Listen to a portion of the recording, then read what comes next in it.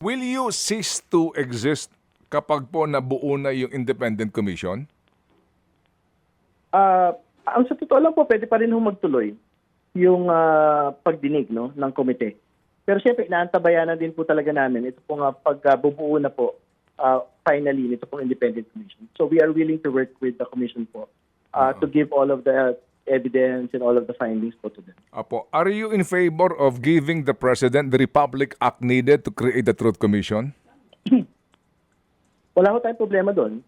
In fact, actually, kung pwede gawin na po ng Presidente na may subpoena powers po, for example, yung mga, I think yung NBI, meron ho silang subpoena powers. Kung may mga DOJ pong kasama doon po sa magiging commission po na yan, I think pwede ho nilang gamitin po yung mga executive agencies na meron actual subpoena powers na po para hindi ho natin antayin pa yung pong Republic Act kasi it will take time kung yung pag-uusapan lang ho yung granting of subpoena powers para dito po sa independent commission po na ito. So I think even today, on an ad hoc basis, pwede na po magamit yung mga ibang ahensya para po sa pagsasubpoena po ng mga dokumento at mga tao. But, para dyan po sa commission. Okay. Mga kapatid, brothers and sisters, saan ka pa? Dito na tayo sa totoo.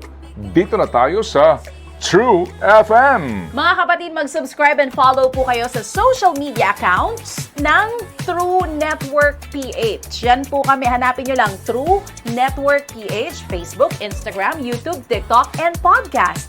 Mapa-Apple or Spotify man yan, mahahanap nyo kami. Lahat ng mga napapanood at napapakinggan nyo po sa programa, nasa social media accounts namin yan. So, paano mga kapatid? See you sa social media!